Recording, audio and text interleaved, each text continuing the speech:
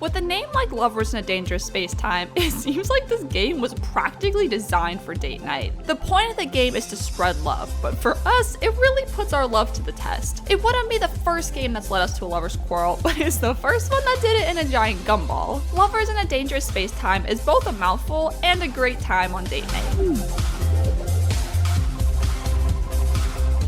I'm a huge sucker for couch co-op games, and adding pink and sparkles to the mix is just the icing on the cake. Anytime the two of us find a game that lets us sit next to each other for an evening automatically scores some points with me. Floating around in a giant pink Death Star while saving bunnies is just gravy. Of course, the game isn't all sunshine and rainbows, as it puts a lot of pressure on our cooperation, or lack thereof. No.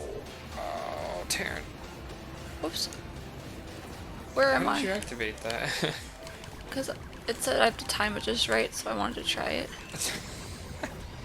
Okay. Fair enough, actually. For how cute the game is, there's actually a lot of strategy involved. I have a difficult time knowing what to prioritize in various situations. Like, I understand that the health of our vehicle is of the utmost importance, but what's the best way to go about not losing it? Is offense the best defense? Should we ignore enemies and try and skate past unnoticed? Do I shoot the thing shooting at us or the bullets that are already fired? There's a lot of moving parts to making a successful journey, and the biggest obstacle of them all is him assuming that I know what I'm supposed to be doing. Taryn, we need a shield over here. Oh my god, yeah. Okay, a huge problem we kept having was butting heads with each other over everything. He wants to go left, but I want to explore right. Both of us go for the shield, but no one's manning the guns. The steering wheel is constantly being stolen from someone, and we never communicate what the hell the other person is doing. Every time the ship shattered, a little piece of my heart went away with it. I started getting seriously frustrated with him, and had to remind myself that this was all in the name of love. Oh, bunnies! Bunnies. Get the bunnies. What are you doing? Okay, fine. What did I do? You kicked me out of the chair. I wasn't trying to. Fortunately for him, he figured out pretty quick that getting irritated with me wasn't going to help us win. It turns out that the only way we were going to get through our spacefaring adventure was by complimenting me and telling me how great of a job I'm doing.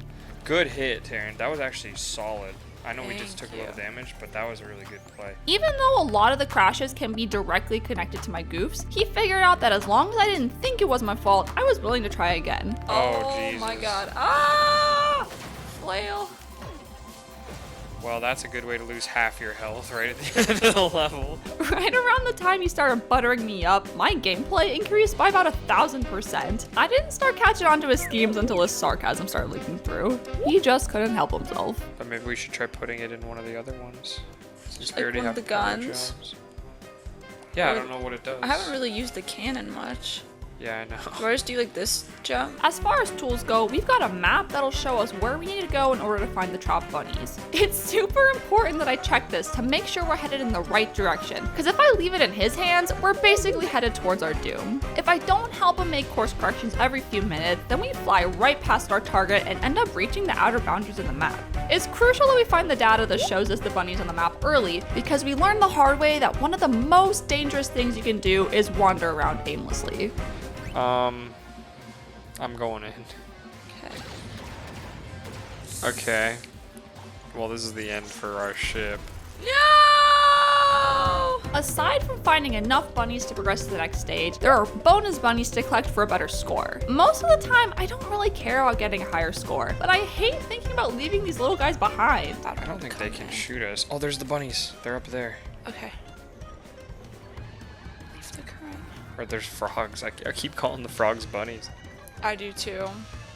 Okay, you man. All frogs are bunnies. Although saving everyone gives me warm and fuzzy feelings, arguably the worst feeling in the world is finding all the bunnies necessary to complete the level and then dying on the way to the portal. Especially if it's cause we got greedy and tried to get more rabbits. Look, there's a bunny. Do you want to try and rescue him? Oh my gosh, yes. Probably the most important job in the game is driving the ship. Aside from having to hunt around for bunnies and dodge enemies' attacks, it's also important not to crash into a bunch of stuff. It's not an exaggeration to say the majority of the health we lose is thanks to ricocheting off of walls while trying to make our way from point A to point B. It took all like 3 missions for us to put an embargo on my wheel privileges. Steering the ship is something I get to do only in the most extreme of circumstances. Can you steer us away from these rocks? Yeah.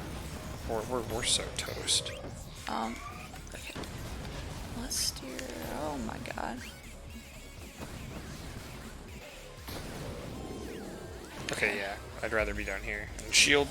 Oh my god. Get on the shield ASAP. I'm not necessarily bad with the controls for the ship, but more with navigating under pressure. All it really takes is one thing to go wrong, and I'll just start trying to brute force the ship through a ton of obstacles. Oops. Okay. What you don't want to hear when Tanya's driving. Oops. Yeah, that's like when someone's cutting your hair and they say oops. Oh my god, that's terrible, yeah. We'll be floating along, minding our own business, before suddenly there are enemies on all sides and bullets coming in from all directions. My overcorrections cause more problems than anything else, and a lot of times the best thing I could have done was just stay still and focus on ship defense. I'll loop this around. Okay. I just drove us using the shield. Whoops. Okay. I might want to take the wheel again. The worst mistake I make is when I forget I'm at the wheel and think I'm controlling another part of the ship as we go careening into a head-on collision with the nearest planetoid. What are you're not on a gun. What are you doing? You could make an argument that we'd be better off rocking the Jelly Roll ship, so we wouldn't have to worry about terrain damage anymore. But the way that one rotates has me going cross-eyed, and with him barking orders telling me to go to the right or left guns, it only adds to the unhelpfulness. I'd much rather use something familiar and just drive carefully. Oh Jesus, oh god, oh. I'm gonna be sick. I'm gonna be sick. The interior design of the ship has me scratching my head though. I really think whoever built this didn't have ergonomics in mind. They clearly hadn't considered how handy it would have been with just a few extra doorways in some places. Instead, it feels like I'm navigating some kind of ant farm as I keep getting stuck in rooms I'm not trying to go to. Add in the fact that half the time I think I'm him, and it's easy to see why I'm manning the gun and asking why the shield isn't moving. We need a shield topside. Okay. Shield topside? Taryn, you're at a gun. The ship stations can get equipped with different upgrade gems that change how they function. I stay away from them because the last time I picked one up, I ended up ruining my favorite gun station. Another beam gem. So, take the beam gem. Why would you do that? I didn't mean to do that. Oh, okay. Should I put this back in? Nah, it's fine. Let's see what this does on there. There are some that I love and some that I hate. My go-to fave is the power gems, and not just because they're pink. They pretty much make everything better no matter what you use them on, so it's not usually a question of if we should use them, but where. The beam gems are my least favorite because attaching them to a gun prevents me from holding down the fire button. When we get them, I'd be more than happy to just toss them out, but he loves putting them on stations just to bug me. Maybe I'll get a power gem or something cool.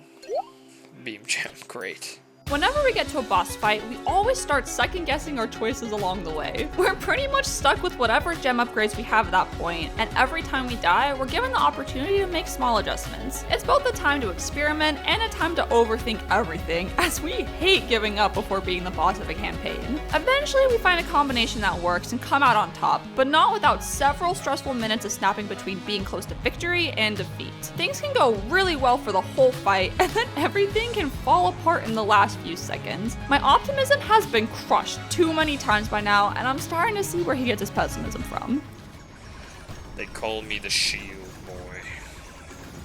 Oh, we did it. Let's go. See, all it took was letting me do the important thing. Oh my god, all it took was putting a power gem on a gun. Oh my god. Having to man all the guns has me feeling like I'm training for a marathon. We decided it would be good to let him handle the defense and let me handle the offense. Overall, I think it was a good decision since it increased the longevity of our time among the stars. Alright, I better get on a gun. Oh my god, Taryn just burnt. Shit, my bad. What were you thinking? Get on the shield. Get on the shield. Gonna get on the shield. Oh, no, my god. Taryn. No! Just leave the shield at the top. Leave the shield at the top. Leave the shield. We're actually going to lose if you don't leave the shield at the top. That being said, it's real easy for him to complain about my aim when he gets to just plant himself in one spot and only have to worry about rotating the shield. Meanwhile, I have 4 different guns to man with aliens on opposite sides of the vessel, and just when I make it to one spot, it feels like they've conveniently moved to the next. Shit. No, you're fine over there. Because I got the big gun here. These are times where I really think we benefit from a couple extra crew members. I'm not saying we need to open up this relationship to something polyamorous, but I wouldn't mind having someone else help me man the guns while he's driving. I just hope she doesn't have better aim than me.